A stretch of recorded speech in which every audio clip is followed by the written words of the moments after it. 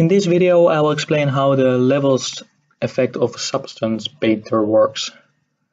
It basically works the same way as in any photo editing program such as Photoshop. There's a great site here which explains what the theory behind it is.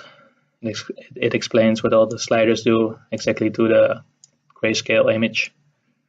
I won't go into the theory too much. I will just discuss how to use it in a more practical way for texturing.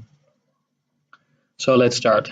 First, add a fill layer, and in order to modify the height channel, just drag and drop the 3D Perlin noise into the height slot. There you go. By the way, first you have to bake a position map for this to work. Now to add a levels effect, click on the add effect icon right here and then select add levels. Then at the affected channel drop-down list, select height, because that's what we're working with currently.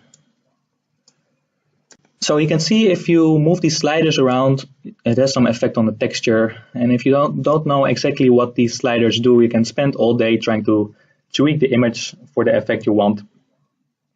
So it's much handier if you know exactly what they're doing, which is what this tutorial is all about. So let's start with the first effect we're looking for, which is to flatten the valleys of the height map here. Well, that's easy. Just take the top middle slider and move it to the right. You can see here that will flatten all the valleys in a smooth way.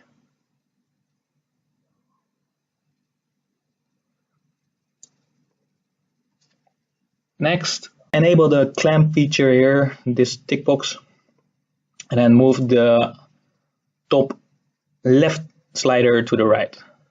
And there you can see this is basically the same effect but much more harsh. The area in between is really flat. The disadvantage of this method is that it will create some aliasing here on the edges. There are two ways to get rid of it. You can move the middle sliders a bit closer together, middle bottom sliders, but it also has the effect that it will reduce the height of the peaks also. So a better way to fix this is to add a blur filter as follows. Click on the add effect icon again, then select add filter, and then on the button on the properties window, select blur. And you can see already that it has reduced the aliasing. You can increase the blur or decrease the blur, but it pretty much fixes the aliasing problem here. So let's remove that again. Go back to the levels properties window, and let's look for the next effect. Let's flatten the peaks this time. Just move the middle slider to the left. See, that will flatten the peaks. And if you enable or disable clamp, in this case it doesn't make any difference. Okay, so for the next example, we're going to flatten the peaks using the clip feature, clamp. And for that, move the top right slider to the left. And there you can see it will flatten the peaks with using clipping basically. Again, that causes aliasing, but you can use the same trick, just add a blur filter to fix that.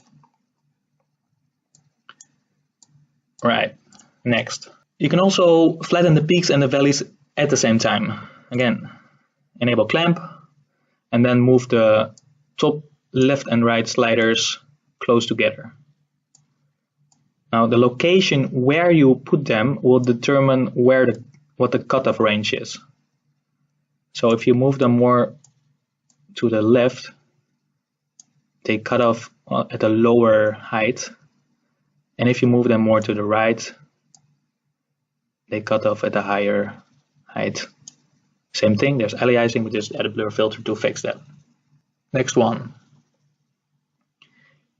Just reset these first. If you want to make the peaks and the valleys less steep, so basically just reduce the amplitude, move the bottom sliders closer together, like that. And then you can see it creates a very subtle effect. The closer you move them together, the more subtle the effect is.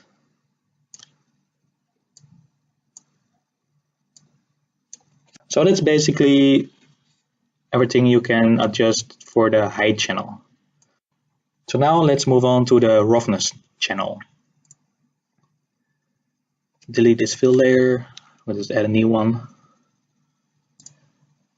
And then as a texture, we're going to use the grunge texture. 001 will do. Drag and drop it into the roughness slot right there. In order for this to become a bit more visible what the effect is, we're going to modify the color so it's a bit more black right there. Okay. So let's add a levels effect.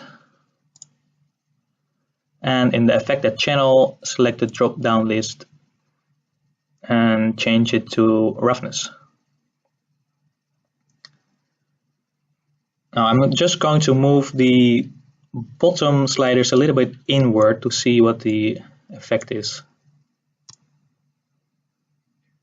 And in fact, I'm going to change the randomness a bit because it's a little bit, the islands here are a little bit too big. Let's try another image.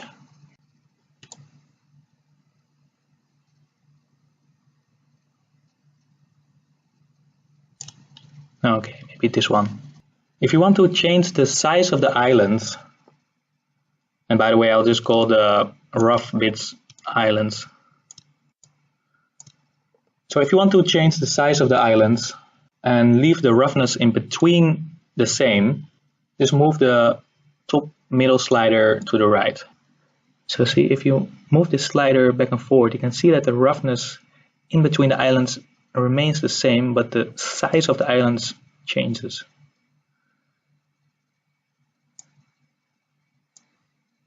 On to the next one. If you want to reduce the size of the islands and also reduce the roughness in between the islands, then just move the top left slider to the middle. Okay, so the top left slider, move it to the right, to the middle. And then you can see that this reduces the size of the islands and also makes the space in between more smooth. Okay, next one. If you want to increase the roughness of the islands and leave the roughness in between of the islands the same, then move the top right slider to the left. You see, this increases the roughness of all the islands, but the roughness in between here, it actually remains the same. Next one. If you want to reduce the roughness of the islands and leave the roughness in between the islands the same, then you move the bottom right slider to the left. You see? This reduces the roughness of the islands, but the area in between it remains the same.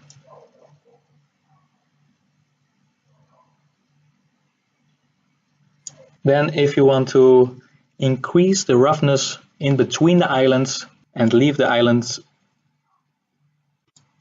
appearance the same, and you move the bottom left slider to the right.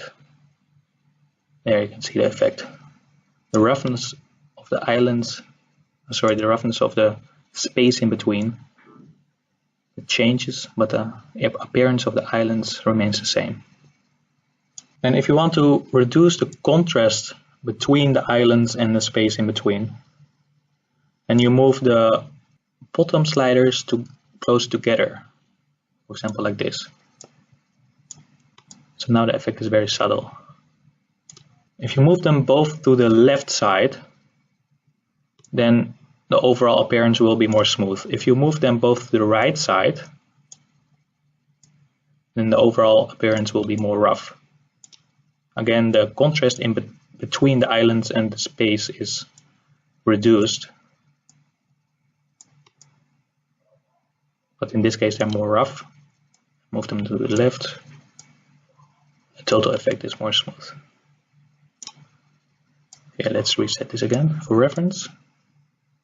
And the last one, if you want to increase the contrast between the islands and the space in between, then move the top sliders closer together, like this.